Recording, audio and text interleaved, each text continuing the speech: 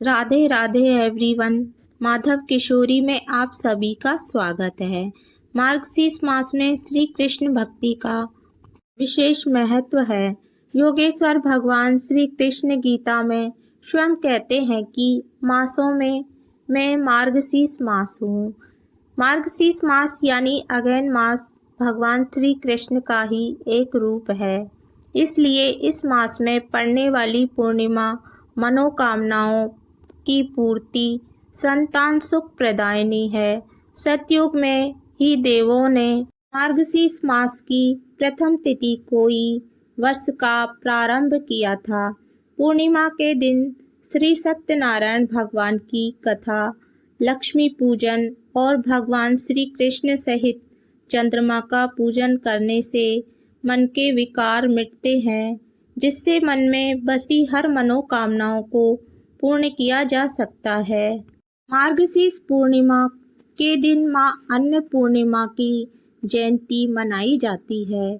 पूर्णिमा के शुभ मुहूर्त में भगवान श्री कृष्ण, भगवान विष्णु और माता लक्ष्मी सहित चंद्रदेव का पूजन अवश्य करना चाहिए। नियम पूर्वक स्नान करके आचमन करें।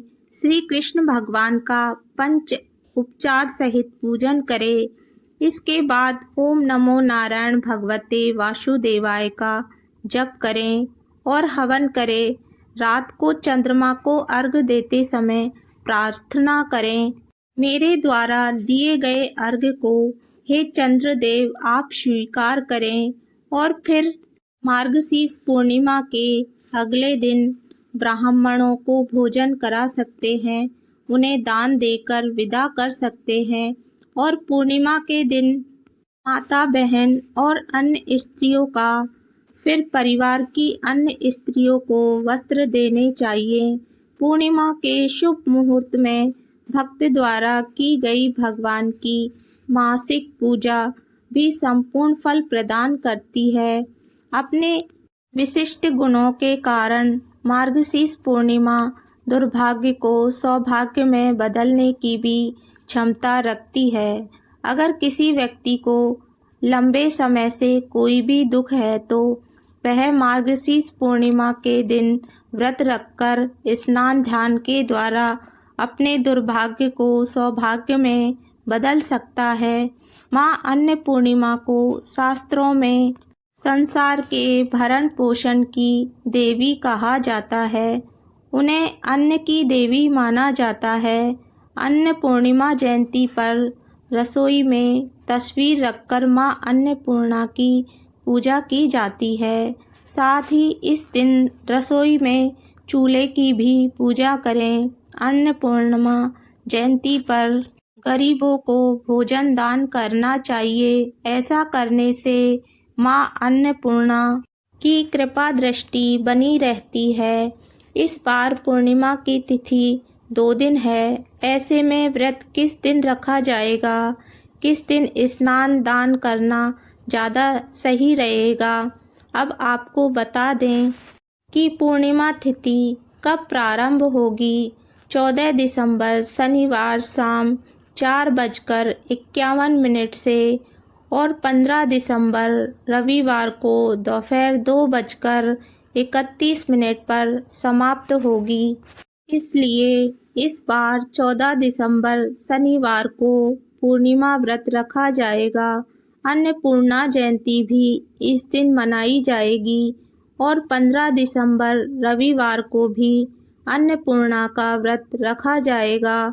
पूर्णिमा को जो है स्नान दान वो उदया तिथि के अनुसार किया जाता है, तो आप 15 दिसंबर को ही स्नान दान भी कर सकते हैं। क्योंकि पूर्णिमा के व्रत में तुलसी जी और पीपल के पेड़ों की भी पूजा की जाती है, तो रविवार के दिन तुलसी जी में जल अर्पित नहीं किया जाएगा, ना ही पीपल के पेड़ का पूजन किया जाएगा। ऐसे में आप शाम की पूजा शनिवार के दिन कर सकते हैं। हालांकि आप व्रत दोनों ही तिथियों में रख सकते हैं।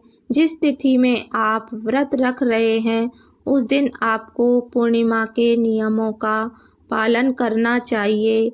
इस दिन चंद्र उदय होगा शाम 14 दिसंबर शनिवार को शाम 4:37 तक। तो शाम को आप इसके बाद चंद्र देवता की पूजा करके व्रत का पारण कर सकते हैं। अब बात करते हैं 15 दिसंबर रविवार के दिन चंद्र उदय होगा शाम 5:36 तक। तो शाम को आप इसके बाद चंद्र देवता का पूजन करके व्रत का पारण कर सकते हैं।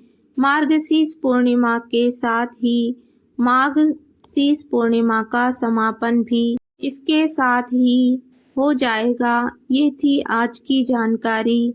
फ्रेंड्स, अगर आपको मेरा वीडियो पसंद आया हो तो वीडियो को लाइक करना और चैनल को सब्सक्राइब करना। राधे राधे सभी को।